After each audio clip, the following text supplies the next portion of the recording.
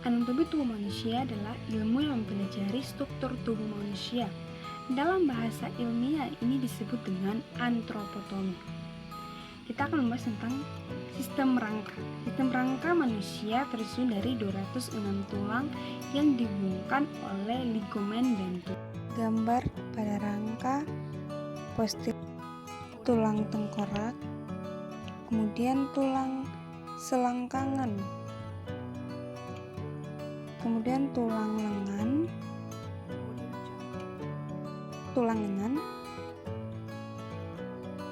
tulang rusuk,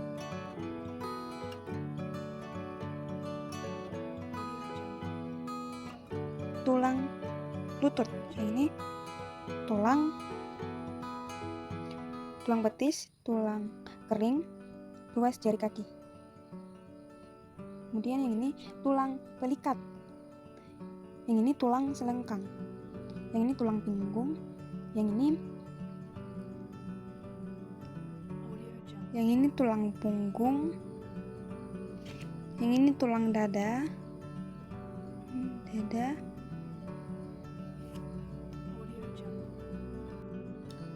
Kerangka manusia memiliki peran penting seperti yang pertama menahan seluruh bagian-bagian tubuh, yang kedua melindungi alat tubuh yaitu otak, jantung, dan paru-paru, yang ketiga tempat melekatnya otot-otot.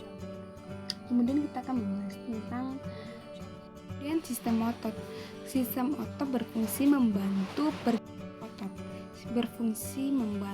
pergerakan tubuh, aliran darah, dan fungsi tubuh lainnya. Terdapat 3 jenis otot pada pertama, otot rangka yang terhubung dengan tulang, yang kedua otot polos yang berada di dalam organ pencernaan, yang ketiga otot jantung yang berada di jantung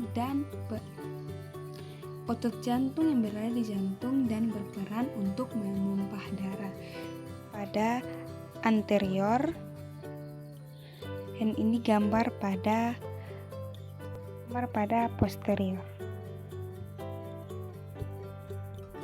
Sistem peredaran darah manusia adalah jantung.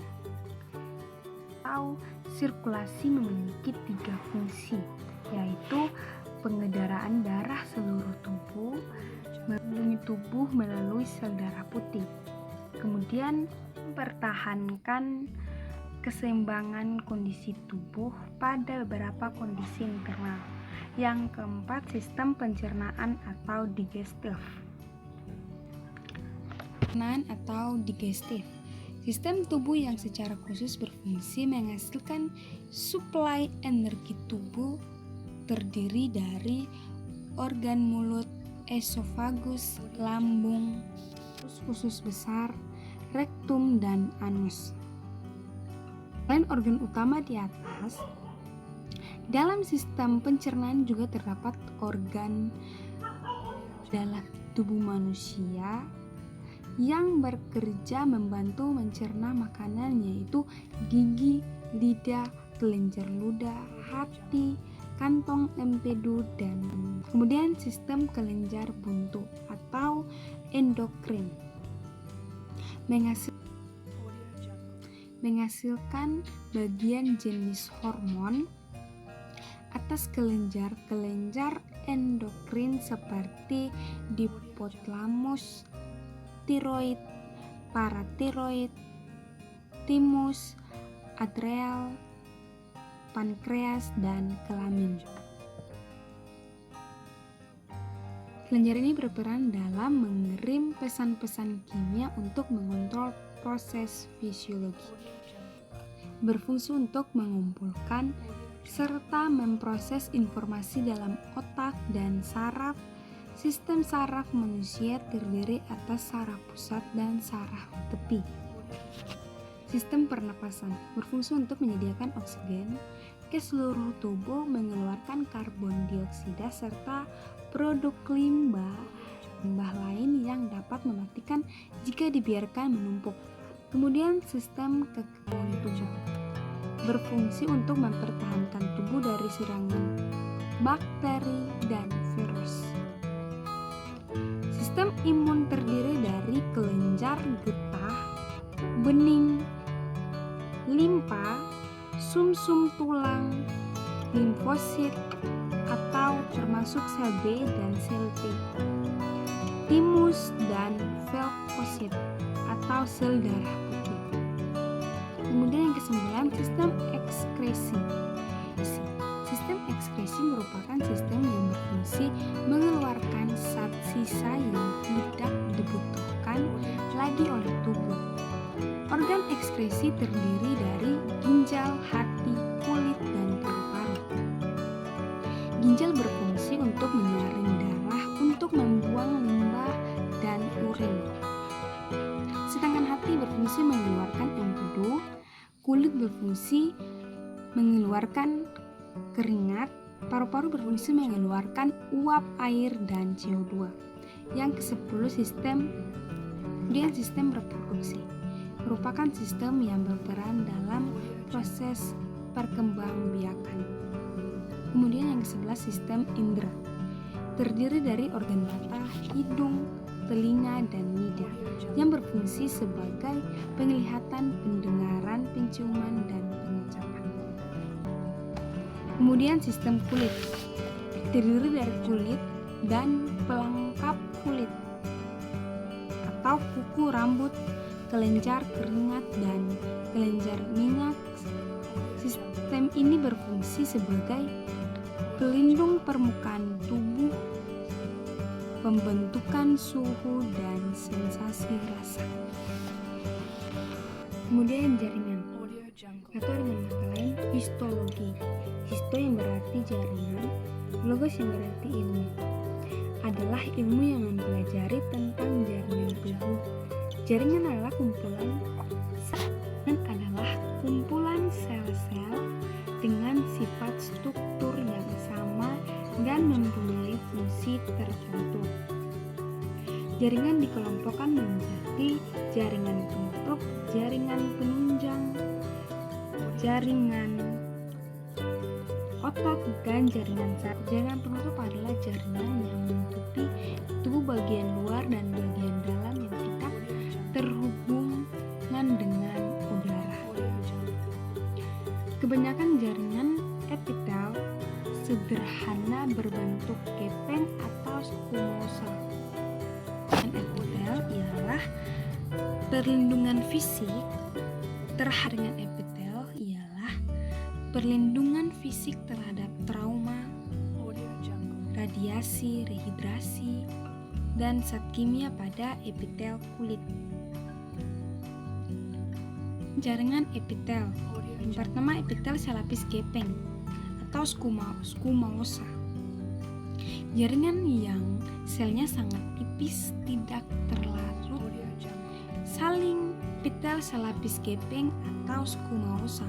Jaringan yang selnya sangat tipis, tidak teratur, saling berhimpatan, berbentuk suatu lembaran yang sempurna. Kemudian epitel selapis kubus atau kuboid terdapat pada selaput luar ovarium, kemih, saluran kelamin laki-laki, dan kelenjar prostat. Epitel selapis batang atau kolumnar terdapat pada lapisan squamosa, lambung, usus, dan saluran pernapasan mulai dari hidung sampai bronkus dan saluran kelamin wanita atau tuba dan uterus. Kemudian jaringan endotel. Jaringan endotel adalah jaringan yang menutupi tubuh bagian luar dan bagian dalam yang tidak berhubungan dengan udara. Kemudian yang kedua, jaringan penunjang. Jaringan penunjang adalah jaringan yang berada di antara jaringan lainnya, sekumpulan sel khusus yang serupa bentuk, besar, dan pekerjaannya yang berfungsi untuk menunjang dan menyogok berbagai susunan tubuh sekitarnya. Penunjang terbagi atas 3, yaitu jaringan ikat, jaringan tulang, dan jaringan rawan. Yang pertama, jaringan ikat. Jaringan ikat di antara sel banyak terdapat zat interseluler, serabut-serabut kenyal, dan serabut kolagen. Rawan. Jaringan rawan adalah jaringan penunjang yang liat dan lentur.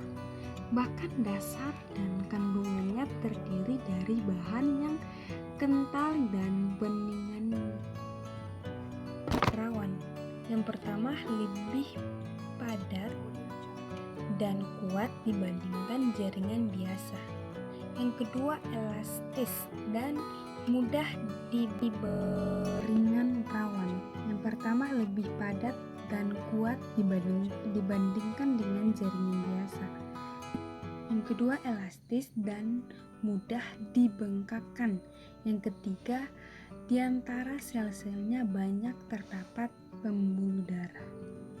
Dengan tulang adalah jaringan yang keras dari semua jaringan dalam tubuh karena mengandung garam kapur fosfat yang terdiri dari sel-sel materi intersel.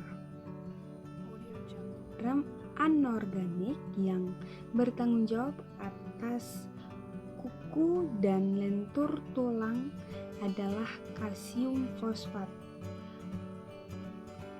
karbonat, sejumlah kalsium fluorida, dan magnesium fluorida. Fungsi jaringan tulang yang pertama menjaga berdirinya tubuh, yang kedua membentuk rongga untuk menyimpan atau melindungi organ-organ yang halus. Yang ketiga membentuk persediaan, yang keempat sebagai tempat melekatnya ligamen-ligamen dan otot. Otot polus disebut juga volunteer, terdapat di bagian visceral yang membentuk bagian kontraktil pada dinding saluran cerna dari esofagus sampai ke anus. Yang berikut, jaringan otot jantung. Otot jantung bersifat lurik dan involunter.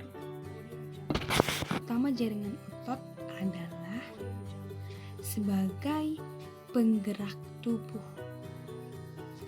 Dengan saraf, macam-macam saraf. Yang pertama, saraf sensorik, berfungsi mengantarkan perangsangan